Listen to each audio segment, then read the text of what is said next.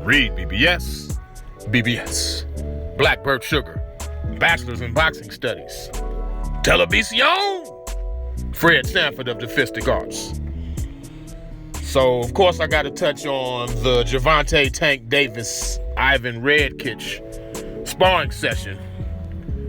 But before I get into that, it has to be said, Tank Davis, he beat the brakes, the brake pads, the calipers, and the rotors off of Redkach in that session. He beat my man's ass.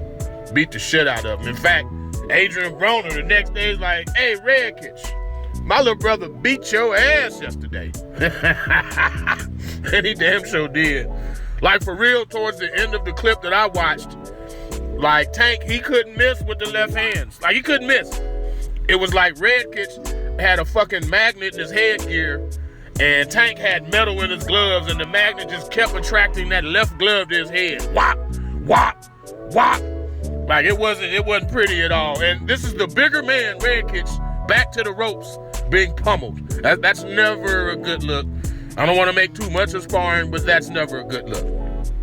With that said, they broke the code, man. Team Tank, y'all broke the code. You leaked the footage. Worse than that, I believe it was his manager who was filming it. Motherfucker cheerleading and shit, doing herkies.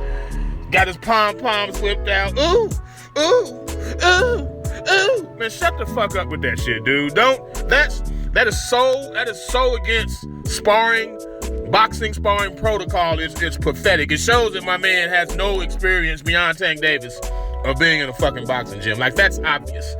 At most, you keep it professional. At most, the people watching the session will applaud after a good round or whatever. But the cheerleading, the herkies, the pom-poms, that's a bad look, bruh. That's a very bad look, bruh. What happens in sparring stays in sparring. It's basically Vegas. When Spence and Floyd sparred, wasn't no footage, was it? Spence and AB, wasn't no footage, right? Hell, Floyd apparently had a bad day with Paul Spadafora. Spadafora was primed and ready for a fight. Floyd had taken 8 to 10 months off. He had a bad day in sparring with Spadafora. We never saw a video of that shit. This here kind of reminds me of the Conor McGregor Paulie Malignaggi session, where you see Paulie Malignaggi. I think it was even just a video, not even a video, but a photo, I should say, where you see Paulie laying on the canvas. And we never saw the full video in context.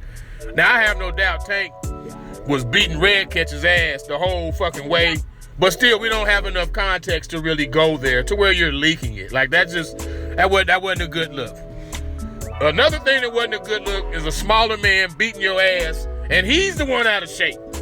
So, like, Tank was wearing a shirt. He didn't spar shirtless for a reason. You can see his stomach clearly protruding. Looking like a light-skinned Raekwon the Chef. Light-skinned Raekwon the Chef looking motherfucker. That's how Tank looked in the sparring. And again, he beat the brakes, the brake pads, the calipers, and the rotors off of Redkach. It wasn't pretty, man, but it is what it is. Tank, he's 23-0, 22 KOs. Redkach 23, 5-1, 18 KOs. And I mean, he's got losses to John Molina, Dejan Zlaticanin, the guy that Mikey Garcia stretched many moons ago.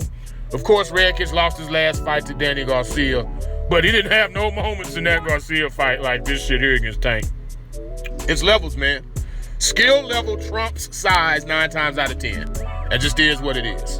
And again, it says a lot that a beer-gutted Tank Davis did a bigger man that fucking way. Also makes you wonder, though, why an in-shape Tank Davis would want to fight Leo Santa Cruz's little ass. I'm just saying. REED-BBS, BBS, Blackbird Sugar, Bachelor's in Boxing Studies, Televisión, Fred Sanford of the Fistic Arts.